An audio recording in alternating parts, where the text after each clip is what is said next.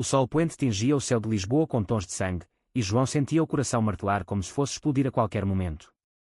Ele havia sido declarado morto pela família há 5 anos, um fantasma em sua própria linhagem por ousar amar um homem, mas ali estava, escondido nas sombras da Basílica dos Mártires, os olhos fixos na entrada da catedral onde o irmão, Pedro, trocaria votos com a noiva perfeita. Vestido de branco imaculado, um vestido de noiva roubado de um brechó esquecido em Alfama, João ajustou o véu tremendo, sabendo que sua invasão não era vingança, mas o grito final de um amor que a família havia sufocado, e o segredo que poderia destruir tudo. A multidão murmurava ansiosa do lado de fora, flores de laranjeira perfumando o ar úmido de verão, enquanto o sino da basílica ecoava como um verdito. João inspirou fundo, o tecido sedoso roçando sua pele como uma mentira frágil, e deu o primeiro passo para dentro, o salto improvisado e quando como tiros em sua alma. Ninguém o reconheceria à primeira vista, o cabelo agora longo e ondulado, o corpo esguio moldado por anos de solidão em Porto, mas quando os olhos de Pedro cruzassem os seus, o passado ressurgiria como uma maré impiedosa, arrastando segredos, traições e um amor que nem o ódio familiar poderia apagar. João avançava pelo corredor lateral da basílica, o coração um tambor de guerra em seu peito. As velas tremuluziam nas capelas laterais, lançando sombras dançantes sobre as paredes de pedra antiga, e o cheiro de incenso misturava-se ao perfume das rosas brancas que adornavam o altar. Ele havia planejado isso por meses, desde que recebera o convite anónimo para o casamento de Pedro, um convite que não era para ele, mas que Miguel, seu amor em Porto, insistira que ele usasse como ponte para o perdão. Você não está morto, João, Miguel dissera na noite anterior, os dedos traçando as cicatrizes invisíveis em sua alma. Eles é que enterraram a si mesmos. Mas agora, com o véu cobrindo seu rosto, João se perguntava se não era ele o fantasma voltando para assombrar os vivos. A família estava reunida no primeiro banco, o pai, António, rígido como uma estátua de granito, os olhos fixos no crucifixo acima do altar, murmurando orações que outrora haviam amaldiçoado o próprio filho. Ao lado dele, a mãe, Maria, com as mãos entrelaçadas no rosário, o rosto marcado por rugas de um luto que nunca admitira. E Pedro, o irmão caçula, o favorito, ajustando a gravata com um sorriso nervoso, ignorante do furacão que se aproximava. João parou por um instante, escondido atrás de uma coluna, sentindo o peso do vestido como algemas. Ele se lembrava vividamente daquela noite fatídica, 5 anos atrás, no jantar de Páscoa em Belém. Você é uma vergonha para nós, João. A partir de hoje, você está morto para esta família, rosnara o pai, enquanto a mãe virava o rosto, lágrimas silenciosas traçando caminhos em suas bochechas. Pedro, então com 18 anos, apenas baixara a cabeça, sem uma palavra de defesa. Mas João não era mais aquele jovem frágil. Em Porto, ao lado de Miguel, ele havia reconstruído uma vida, um emprego modesto como ilustrador em uma pequena editora, amigos na comunidade LGBTQ+, que o acolheram como família escolhida, e um amor que florescia devagar, como as azulejos rachadas que se unem em padrões belos. Miguel, com sua risada rouca e olhos que viam além das máscaras, havia sido o primeiro a sugerir a invasão. Vá de branco, como uma noiva. Deixe-os verem o que perderam. Era loucura, sim, mas uma loucura carregada de verdade.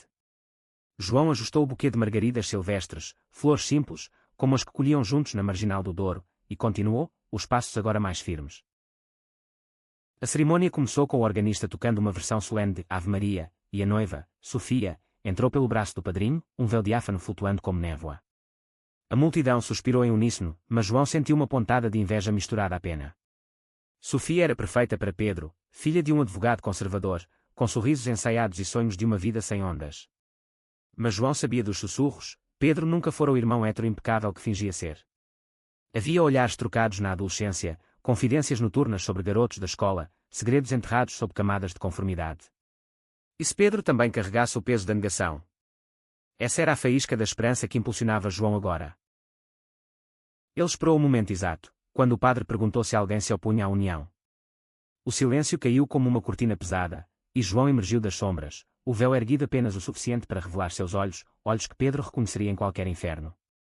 Eu me oponho, disse ele, a voz rouca mas firme, e quando pela nave como um trovão. Gritos abafados irromperam, cabeças viraram em choque. Sofia congelou, o buquê tremendo em suas mãos. Pedro piscou, o rosto pálido como cera, murmurando João, como se invocasse um demônio.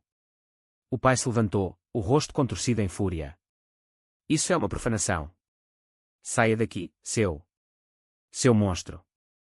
Mas João não se moveu. Ele avançou pelo eslo, o vestido sussurrando contra o piso de mármore, e parou ao lado de Sofia, estendendo a mão como se fosse parte da procissão. Não sou monstro, pai.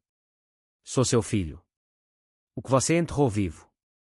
A mãe soluçou, cobrindo o rosto, enquanto tias e tios cochichavam escandalizados.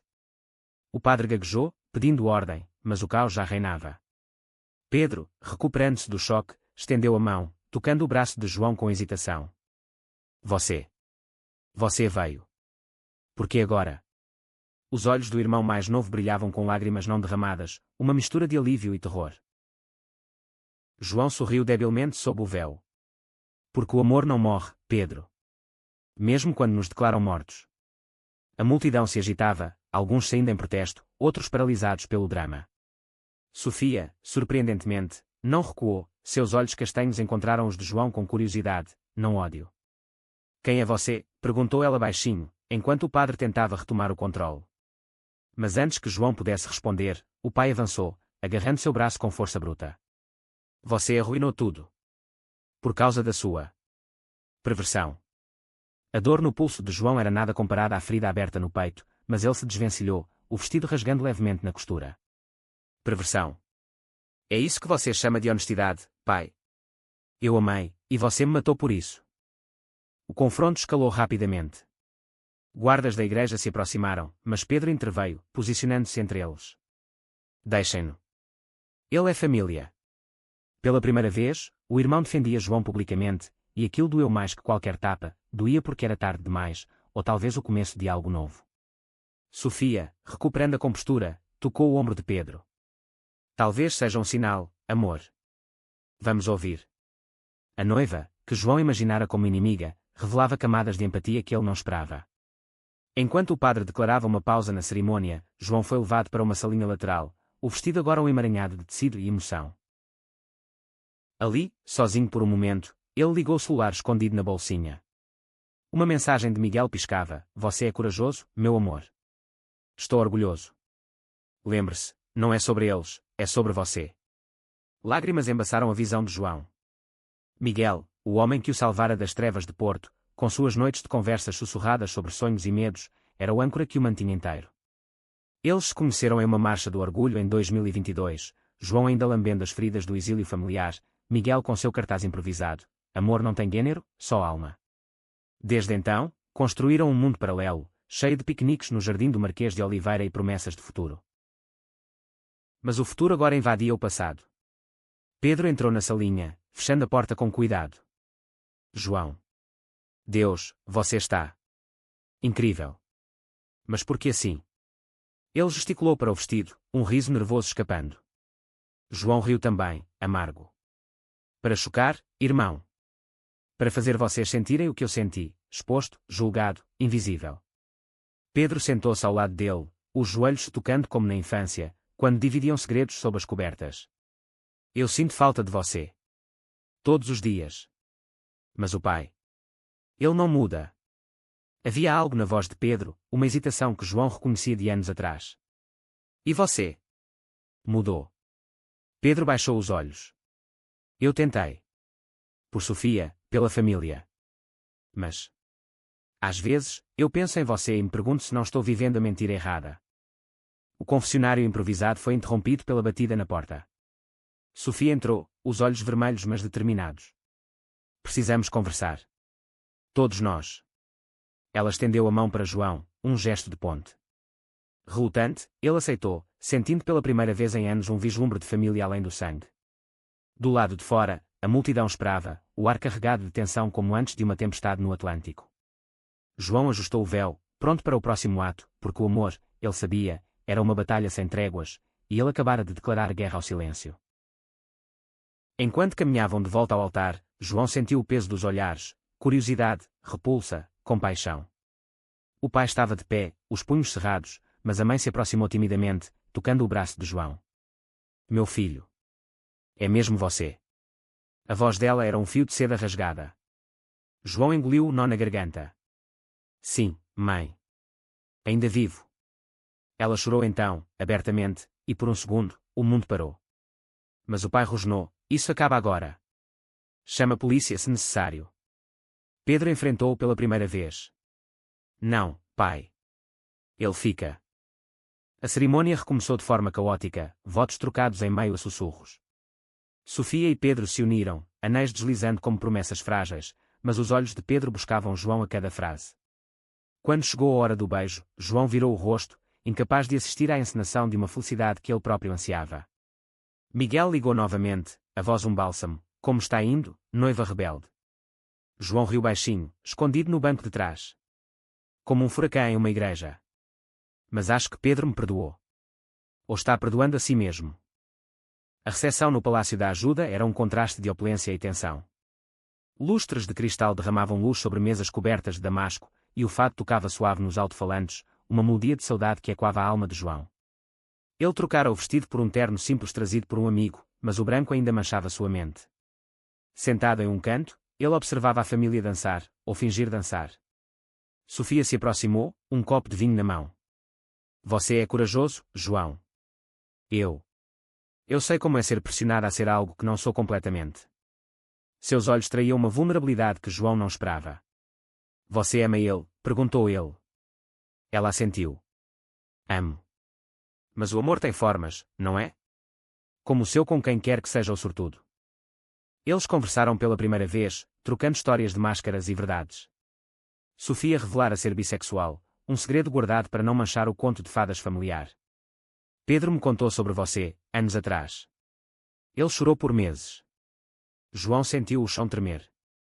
Ele contou. Ela sorriu. Não tudo. Mas o suficiente para eu saber que você é família de verdade. Aquela revelação era o primeiro passo em God, um fio de conexão em um novelo emaranhado. Mas a noite guardava mais surpresas. Enquanto o bolo era cortado, o pai se aproximou de João, o rosto uma máscara de raiva contida. Porque você voltou. Para destruir a felicidade do seu irmão. João enfrentou, a voz baixa mas afiada. Não, pai. Para reivindicar a minha. Você me matou porque eu amava um homem, mas e se Pedro amasse? Algo diferente. As palavras pairaram como veneno, e o pai empalideceu, recuando como se atingido. Pedro, ouvindo de longe, congelou, o garfo caindo da mão. A dança começou, e Miguel, que João imaginava em Porto, surpreendeu ao entrar pela porta principal, terno impecável e um sorriso travesso. Não podia deixar minha noiva sozinha na batalha, disse ele, puxando João para a pista. Eles dançaram um lento, corpos próximos mas castos, o mundo se dissolvendo em um casulo de afeto. Você é louco por vir, sussurrou João. Miguel riu. Louco por você. Mas o idílio foi interrompido por Pedro, que se juntou a eles, os três formando um triângulo improvável. Miguel.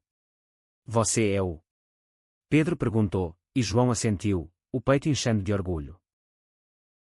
A conversa que se seguiu, em um terraço com vista para o Tejo, foi o coração da noite. Pedro confessou, eu sou como você, João. Sempre fui. Mas o medo. O pai, a tradição. Lágrimas escorreram, e pela primeira vez, os irmãos se abraçaram sem barreiras. Sofia se juntou, um quarteto de almas feridas tecendo laços novos. A mãe observava de longe, aproximando-se hesitante. Eu errei, filhos.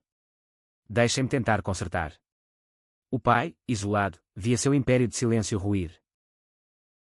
Mas o clímax veio com um telefonema anónimo que Pedro recebeu, um chantagista do passado, alguém que sabia dos segredos de Pedro e ameaçava expor. É por causa de mim? João perguntou, pânico subindo. Pedro negou, mas o olhar traía. A família se unia agora contra uma ameaça externa, e João, o morto, tornava-se o farol. Com Miguel ao lado, eles traçaram um plano, confrontar o passado para proteger o futuro. A noite terminou com fogos de artifício sobre o rio, explosões de luz que espelhavam o caos interno de João. Ele não era mais o exilado, era o catalisador. Mas enquanto caminhava para o carro com Miguel, uma sombra o seguiu, o pai, sozinho, murmurando perdão, ao vento. Era o começo de uma redenção tortuosa, cheia de reviravoltas que testariam todos.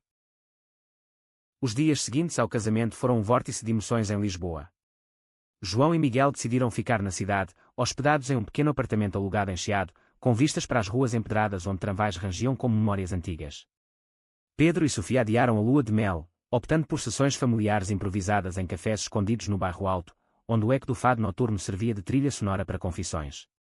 Eu pensei que você me odiava, Pedro admitiu uma tarde, enquanto tomavam pastéis de nata na Confeitaria Nacional, o ar doce contrastando com o amargor das palavras. João balançou a cabeça, os dedos traçando o padrão da xícara. Odiava o silêncio, irmão. Não você. A mãe, Maria, era a mais transformada. Ela aparecia diariamente com pratos caseiros, bacalhau à brás, queijo da serra, como ofrendas de paz. Eu rezei por um milagre, disse ela uma vez, os olhos úmidos fixos em Miguel, que educadamente provava cada garfada. E aqui está, 2 filhos de volta.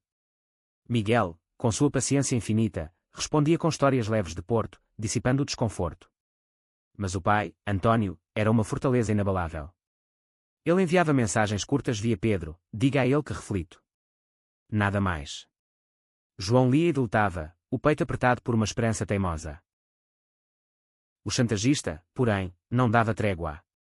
As mensagens chegavam no celular de Pedro, fotos antigas de festas adolescentes, legendas insinuando segredos sujos. É um ex-colega de escola, Pedro explicou a João uma noite, enquanto caminhavam pelo aqueduto das águas livres, as arcadas góticas se erguendo como guardiãs silenciosas. Ricardo. Ele sempre invejou minha vida perfeita. Agora, quer dinheiro para calar. João parou, o vento do outono precoce agitando as folhas. Não pague. Confrontamos juntos. Como família. Pedro hesitou, mas o brilho nos olhos de João, o mesmo de quando defendia sonhos impossíveis na infância, o convenceu. Miguel, o pilar quieto, sugeriu envolver a comunidade. Em Porto, temos grupos que ajudam com isso. Vamos trazer aliados. Ele ligou para amigos da associação LGBTQ+ local, e logo uma rede se formou, advogados voluntários, psicólogos, até um jornalista discreto que investigava extorsões. Sofia, com sua mente afiada de professora, organizou reuniões em sua casa em Belém, transformando o lar de recém-casados em quartel-general. Isso é maior que nós, disse ela, desenhando organogramas em guardanapos. É sobre quebrar o ciclo de medo. Mas as reviravoltas começaram com uma visita inesperada. Ricardo apareceu no café onde os irmãos se reuniam, um homem magro com olhos famintos e um sorriso torto. Pedro, o noivo perfeito. E você? O irmão fantasma. Ele ignorou João inicialmente, focando em Pedro com um tom venenoso. 50.000 euros, ou as fotos vão para o seu sogro. Sofia, ao lado, apertou a mão de Pedro, mas foi João quem se levantou, a voz calma como o Tejo em calmaria. Fotos de quê, exatamente? De um garoto confuso beijando o outro na praia de Cascais. Ricardo piscou, surpreso. Como você? João sorriu friamente. Eu estava lá, Ricardo. E você também. Mas eu não era o fantasma ainda. A revelação caiu como uma bomba. Ricardo havia sido parte do círculo secreto de Pedro na adolescência, um triângulo de experimentações que terminara em ciúmes e silêncios. Você me usou e descartou, cuspiu Ricardo, o rosto contorcido. Pedro, pálido, murmurou desculpas, mas João interveio, não foi uso. Foi medo. O mesmo que te consome agora. A conversa se estendeu horas, mediada por Miguel, que com sua empatia de terapeuta amador desarmava camadas de ressentimento. No fim, Ricardo não pegou o dinheiro, em vez disso, quebrou o celular, lágrimas misturando-se à chuva fina que caía fora. Eu só queria ser visto. Ele saiu, mas não antes de Pedro oferecer, seja visto de verdade. Junte-se a nós. Essa vitória frágil trouxe coesão à família, mas testou os laços de João e Miguel. Uma noite, após uma discussão acalorada sobre riscos, Miguel temia pela segurança de João, eles se afastaram. Você veio para curar, não para sangrar mais, disse Miguel, a voz trêmula no quarto escuro. João, deitado de costas, fitava o teto rachado. E se a cura doer? O silêncio se esticou, pontuado pelo som distante de gaivotas. Pela manhã, Miguel preparou café forte, e eles se reconciliaram com um abraço que dizia mais que palavras, juntos, sempre. A mãe, sentindo a tensão, convidou-os para um retiro em Sintra, as florestas míticas um bálsamo para almas cansadas.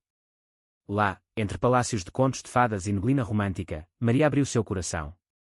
Quando você saiu, João, eu sonhava com você toda noite. Morto, vivo, sempre chamando.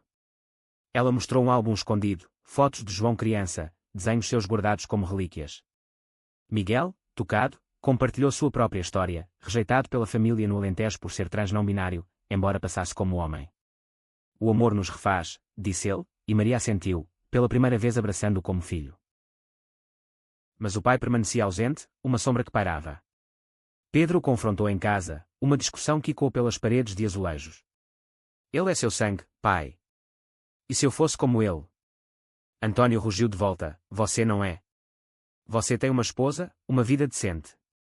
As palavras cortaram Pedro como navalhas, e ele correu para João, soluçando no ombro do irmão. Eu contei a ele sobre mim. E ele disse que eu o decepcionei. João, o coração partido, dirigiu até a casa paterna em Belém sob uma tempestade, trovões espelhando sua fúria. Bateu na porta, encharcado, e Antônio abriu, o rosto uma máscara de choque. E agora, pai? 2 filhos, decepcionantes. Ou apenas 2 homens tentando viver? As palavras saíram como um dilúvio, anos de raiva transbordando. Antônio, pela primeira vez, não gritou. Ele se sentou na escada, a cabeça nas mãos. Eu cresci em ditadura, João. O medo era tudo que conhecia. A confissão veio aos pedaços, o próprio tio de Antônio, gay, suicidado nos anos 70, um segredo familiar enterrado. Eu jurei proteger vocês disso. Mas protegi com ódio. João sentou-se ao lado, o espaço entre eles diminuindo. Proteja com amor, então. Comece agora. Miguel chegou logo depois, chamado por Pedro, e testemunhou o nascimento hesitante de uma ponte. Eles passaram a noite falando, não resolvendo tudo, mas plantando sementes. Pela manhã, o sol rompia as nuvens sobre o mosteiro dos Jerônimos, e Antônio estendeu a mão a João. Volte para casa. Por favor. Era frágil, mas real. Enquanto isso, em Lisboa, a comunidade se mobilizava. Uma marcha surpresa foi organizada em apoio à família, cartazes com o lema Amor não mata, desfilando pela Praça do Comércio. Sofia liderou, sua voz amplificada ecoando, pela família que escolhemos e pela que curamos. João e Miguel marcharam de mãos dadas, o orgulho inchando no peito. Mas uma reviravolta veio de Ricardo. Ele retornou, não como inimigo, mas como aliado, trazendo provas de outros casos de extorsão na comunidade. Deixem-me ajudar. É minha redenção. A tensão culminou em uma gala beneficente no Teatro Nacional de São Carlos, onde Pedro e João Seu apresentaram um discurso sobre superação. O pai assistia da plateia, o rosto rígido mas olhos úmidos. Quando João mencionou o amor que nos declarou mortos, mas nos ressuscitou, aplausos irromperam, e Antônio se levantou, ovacionando. Era o primeiro passo público. Mas o verdadeiro teste veio em uma carta anônima, uma oferta de herança condicional do avô falecido, exigindo comportamento exemplar. A família debateu, e João, surpreendendo a todos, recusou. Não quero dinheiro manchado de condições. Quero liberdade. Sua decisão uniu-os mais, provando que o laço ia além do material. No fim do mês, com o outono pintando Lisboa de ouro, João e Miguel voltaram a Porto, mas não sozinhos. Pedro e Sofia visitavam fins de semana, e a mãe enviava pacotes de amor. O pai ligava semanalmente, conversas curtas mas crescentes. E Ricardo? Tornou-se amigo, um lembrete de que o perdão é um caminho sinuoso. João, olhando o dor do apartamento, sussurrou para Miguel, nós sobrevivemos. Miguel sorriu, beijando sua testa. Nós vivemos. O inverno chegou a Lisboa com um manto de neblina úmida, envolvendo a cidade como um véu de segredos semi-revelados.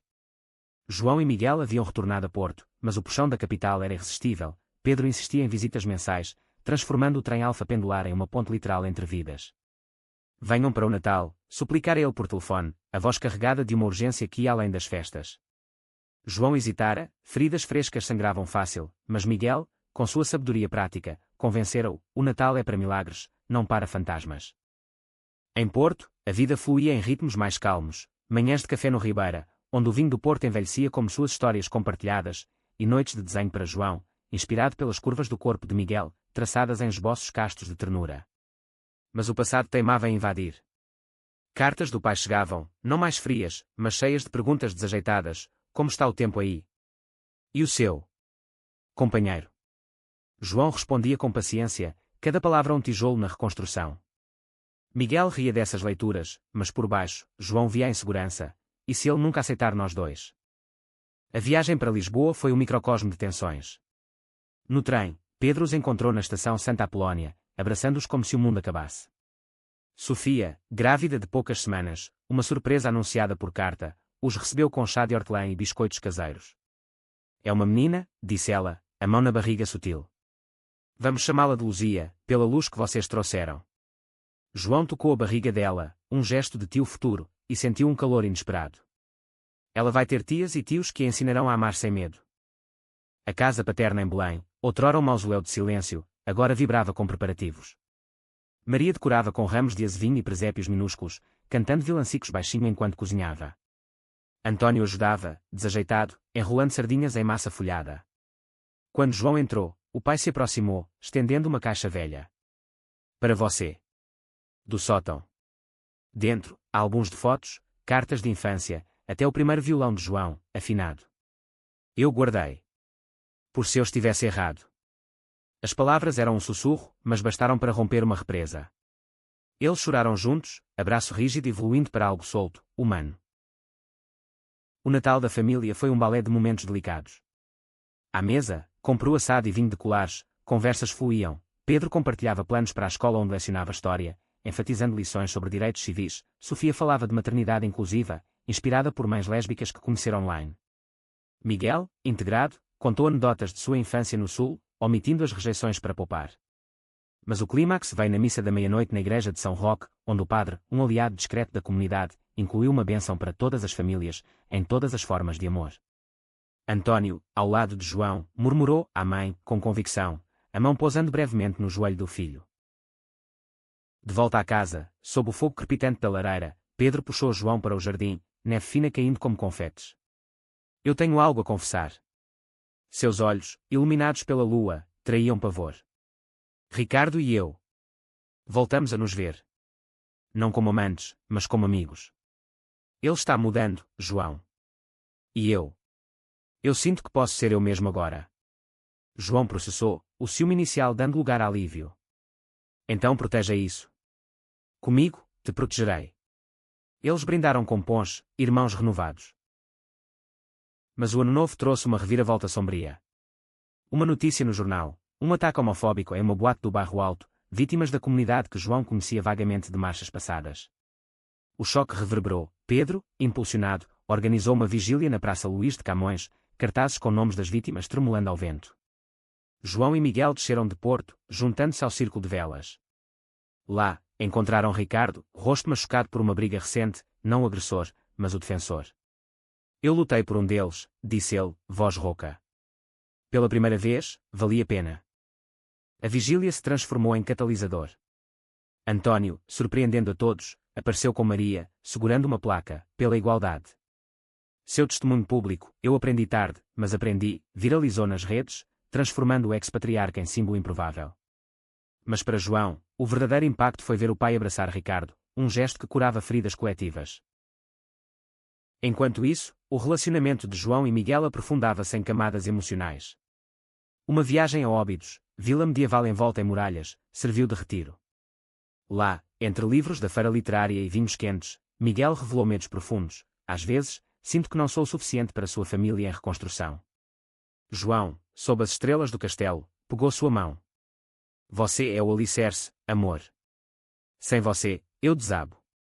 Eles prometeram, não casamento, mas compromisso, viagens, sonhos compartilhados, uma casa própria talvez em Coimbra, ponte entre norte e sul. Sofia's gravidez avançava, e as ecografias viraram eventos familiares, com Antônio enviando roupinhas tricotadas, um avô em potência, redimindo-se. Mas tensão surgiu quando um tio conservador, primo distante, boicotou uma reunião, espalhando rumores online sobre a vergonha da família. Pedro enfrentou por videochamada, voz firme, a vergonha é o ódio, não o amor. O confronto dividiu parentes, mas fortaleceu o núcleo. Uma surpresa veio de Maria. Ela se inscreveu em um grupo de apoio para pais de LGBTQ+, encontrando mulheres como ela, navegando culpa e orgulho. Eu não sou a única, disse ela a João, olhos brilhando. E você não é o único a perdoar.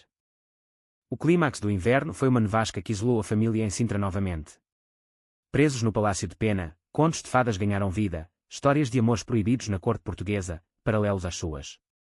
Numa noite de blackout, velas iluminando rostos, Antônio confessou o segredo final, seu tio. Ele me pediu para contar a verdade um dia. Eu falhei. Mas agora, honro. Lágrimas coletivas selaram o pacto. Primavera brotou com flores de jasmim, e João sentiu o renascimento. Uma exposição de suas ilustrações em Lisboa, temas de identidade e laços, atraiu a família toda. Miguel orgulhoso ao lado, Pedro discursando, Sofia com a barriga proeminente. Até Ricardo veio, trazendo um ex-colega, outro sobrevivente. Mas uma carta de um advogado mudou tudo, a herança do avô, agora sem condições, legada igualmente. Ele sabia, murmurou António. No fim, ele sabia de tudo. A divisão foi simbólica. João usou a parte para fundar um centro de apoio em Porto, batizado Tejo de Esperança. Com o sol de abril, João e Miguel caminharam pela praia de Carcavelos, ondas lambendo memórias. De morto a vivo, disse João. Miguel sorriu, de solo a céu. O verão de 2026 desabrochou em Portugal com um calor que derretia as dúvidas remanescentes, transformando Lisboa em um caldeirão de possibilidades. Luzia nasceu em maio, um pacotinho de olhos curiosos e choro melodioso, batizada em uma cerimônia íntima na capela de São Pedro de Alcântara, com tios João e Miguel como padrinhos. Ela é nossa ponte, sussurrou Sofia ao segurar a bebê, enquanto Pedro, exausto mas radiante, beijava a testa dela. A família, agora expandida, reunia-se semanalmente no Parque Eduardo VII, piqueniques com queijos e vinhos celebrando não só a nova vida, mas a velha renovada.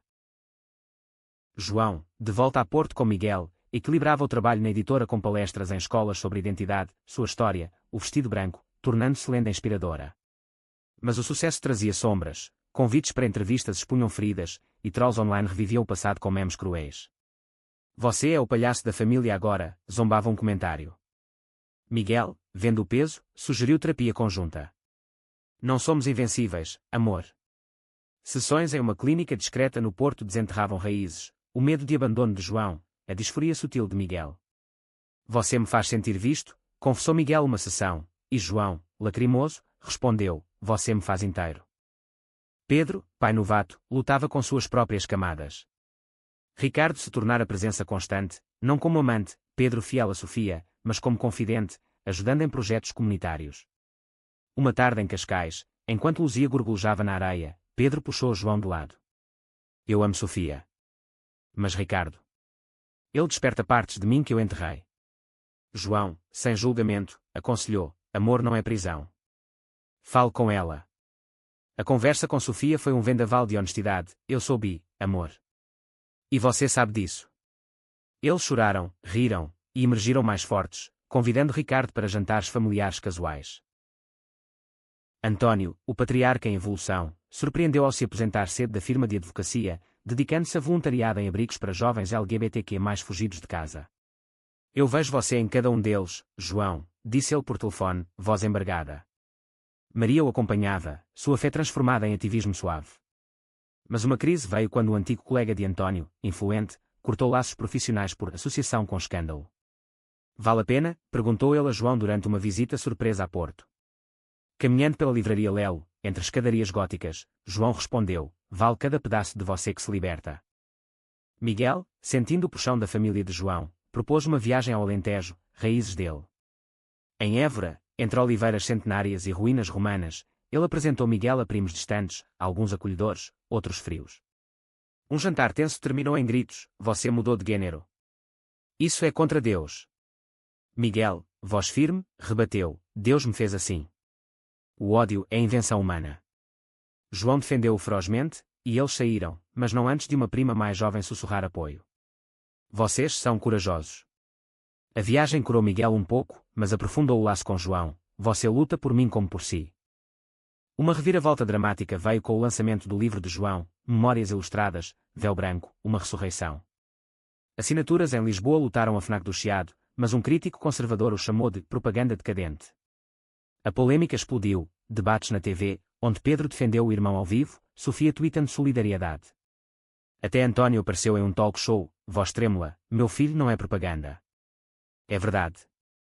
O buzz transformou o livro em best-seller, mas o stress levou João a um colapso, uma noite de pânico no apartamento, hiperventilando enquanto Miguel o acalmava com canções de fado suaves. Ricardo, agora parceiro em uma ONG, trouxe alívio ao revelar um aliado inesperado, o tio boicotador, arrependido após ler o livro, pedindo reconciliação. Um almoço em Alfama selou a paz, com Luzia no colo unindo gerações. Eu fui cego, admitiu o tio, e João perdoou, sentindo o peso aliviar. O verão culminou na Marcha do Orgulho, uma procissão arco-íris pela Avenida da Liberdade. A família marchava junta, João e Miguel de mãos dadas, Pedro carregando Luzia em um sling, Sofia e Maria com cartazes, António, sim, António, liderando com Orgulho Pai. Ricardo filmava, seu documentário sobre redenções ganhando forma. O desfile era eufórico, mas um confronto com contramanifestantes trouxe violência, pedras voaram, e Pedro foi atingido no braço. No caos, João protegeu a família, Miguel chamando ajuda. No hospital, pontos e abraços, Pedro riu, como nos velhos tempos, irmão, você salvando o dia. A recuperação de Pedro foi um tempo de reflexão. Em casa, com Sofia, eles exploraram poliamor ético, Ricardo como terceiro platônico, enriquecendo sem trair. É nosso amor, nossa definição, disse Sofia a João, que aplaudiu a coragem. Miguel, inspirado, propôs terapia de casal para João. Vamos construir nós, sem sombras do passado. Outono trouxe colheita, o centro de João em Porto inaugurado, com uma placa, em memória dos silenciados. A família voou para baixo, celebração com fado ao vivo. Mas uma carta de um fã mudou tudo, um jovem trans em crise, inspirado pelo livro, pedindo orientação. João o convidou para visitar, e a mentoria floresceu em amizade, espelhando sua própria jornada. Enquanto folhas caíam no jardim botânico, João e Miguel sentaram-se em um banco, Luzia dormindo no colo. De invasor a guardião, murmurou João. Miguel beijou sua têmpora, de solo a eternos. O outono se aprofundou em Portugal com ventos que varriam folhas douradas pelas ruas de calçada, um lembrete de que estações mudam, mas raízes persistem. O centro, Tejo de Esperança, em Porto tornara-se farol, atraindo jovens de todo o país, histórias de rejeição e quanda de João, transformadas em oficinas de arte e terapia. Ele e Miguel facilitavam grupos, mãos dadas sob a mesa enquanto vozes tremiam com verdades. Você criou um lar, disse Miguel uma noite, após uma sessão particularmente emocional, onde um garoto de Faro confessara suicídio tentado. João, exausto mas pleno, respondeu, nós criamos. Em Lisboa, Pedro equilibrava paternidade com ativismo, seu documentário com Ricardo ganhando prémios em festivais indie. Luzia, agora engatinhando, era a estrela caseira, suas risadas preenchendo lacunas. Sofia retornara ao ensino, incorporando narrativas que eram aulas de literatura portuguesa, Camões reinterpretado através de lentes de amor fluido. Mas tensões familiares ressurgiam, um primo distante processou por difamação, no livro de João, alegando distorções. Advogados voaram, audiências no Tribunal de Lisboa esticando nervos. Eles querem silenciar de novo, rosnou João no corredor frio, mas António, agora aliado feroz, testemunhou, eu vi tudo. Meu silêncio foi o crime. O caso caiu, mas deixou cicatrizes, Pedro questionando se a visibilidade valia o custo. Miguel, lidando com sua própria transição interna, começou harmonios baixos para alívio de disforia, um passo privado compartilhado só com João. Não mudo por fora, mas por dentro. Paz, explicou ele, voz suave durante um passeio no parque da cidade. João apoiou incondicionalmente, pesquisando recursos, cozinhando refeições nutritivas. Mas uma crise veio quando um amigo de Porto, invejoso do sucesso do centro, espalhou rumores de desvio de fundos. A investigação interna foi angustiante, João confrontando dúvidas internas, sou digno disso. Miguel, firme, rebateu, você é o coração. Eles são ecos vazios. A verdade prevaleceu, mas fortaleceu fronteiras, Ricardo veio ajudar, sua expertise em mídia limpando a reputação. Maria, florescendo em seu grupo de apoio, organizou um retiro em Tomar, convento templário e quando com vozes de mães. Eu era a viúva de um filho vivo, confessou ela em círculo, e João, convidado como palestrante, chorou ao ouvi-la. O retiro terminou em uma procissão noturna, lanternas flutuando no rio Nabão como orações liberadas. De volta, Maria surpreendeu com uma tatuagem discreta, um arco-íris entrelaçado com uma cruz, fé e amor, unidos. Pedros poliamor evoluía delicadamente, datas triplas com Sofia e Ricardo em praias de Setúbal, conversas profundas sobre limites. Uma noite, ele ligou para João em pânico, Luzia perguntou por tio Ricardo. E se o mundo a julgar? João, em Porto, acalmou, o mundo julga. Nós ensinamos a erguer a cabeça. A conversa levou a um livro infantil de Pedro, Famílias de Todas as Cores, ilustrado por João, um best-seller precoce. Uma reviravolta veio com uma oferta de TV, série baseada no livro de João, com ele como consultor. Hollywood chamava, mas ele hesitou, medo de exploração. Miguel encorajou, sua voz precisa do mundo. Gravações em estúdios de Lisboa trouxeram glamour e stress, atores interpretando, ele o fizeram confrontar memórias. Durante uma leitura de roteiro, ele parou, voz falhando, não foi só drama. Foi solidão que quase me matou. O diretor ajustou, adicionando camadas autênticas, e a série, Véu Invisível, prometia impacto. António enfrentou seu teste final, diagnóstico de saúde frágil, coração enfraquecido pelo estresse passado. No Hospital de Santa Maria, família reunida, ele chamou João sozinho. Eu te declarei morto para me proteger do meu próprio medo. Mas você me ressuscitou. João, segurando a mão calejada, perdoou plenamente, viva agora, pai.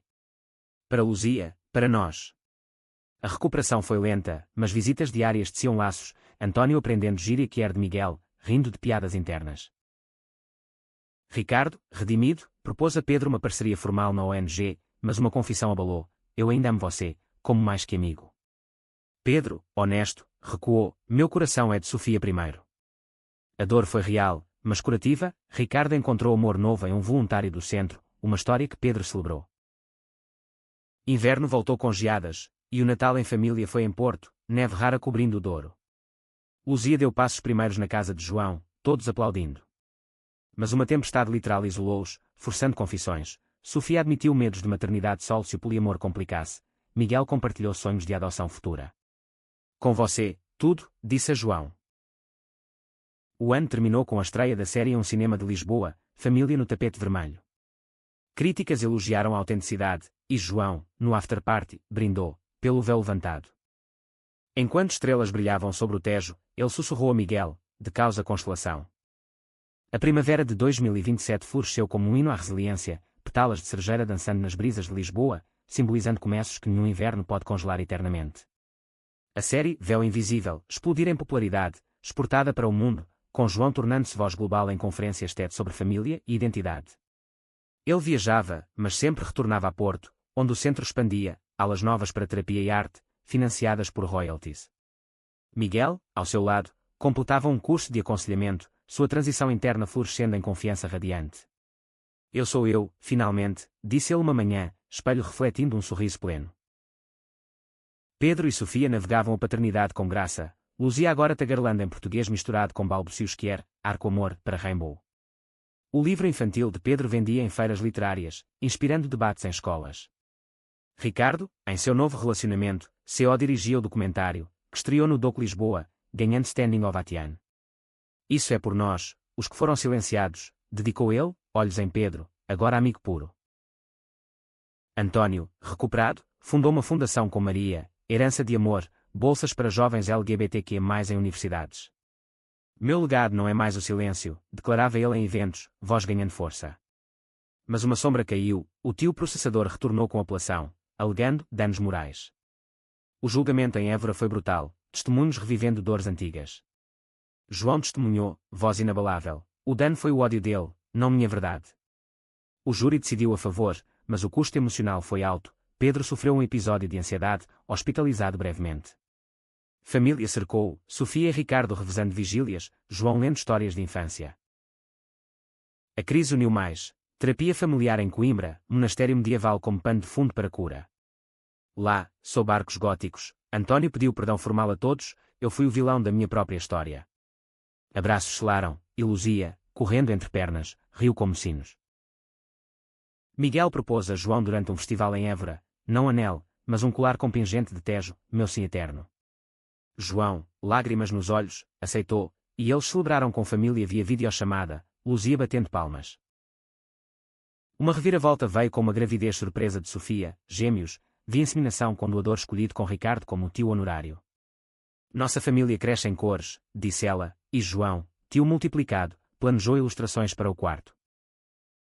O verão trouxe a marcha do orgulho mais grandiosa, com o carro alegórico da família liderando, António no microfone, gritando amor vence. Milhares ecoaram, e um encontro casual com o jovem fã trans de anos atrás, agora ativista, fechou um ciclo, você me salvou, João. Outono colheu frutos, o centro de João ganhou prémio nacional, e um spin-off da série focou em Pedro Jornada. Ricardo's filme foi indicado ao Oscar Europeu, celebrando em Cannes com a trupe portuguesa. Inverno encerrou com Natal em Sintra, neve encantada. Luzia, 3 anos, perguntou, por que tio João usou vestido? Risos, e João explicou, para mostrar que amor veste o que quiser. António, velhinho mas vivo, ergueu taça, ao meu filho, que me ensinou a ver.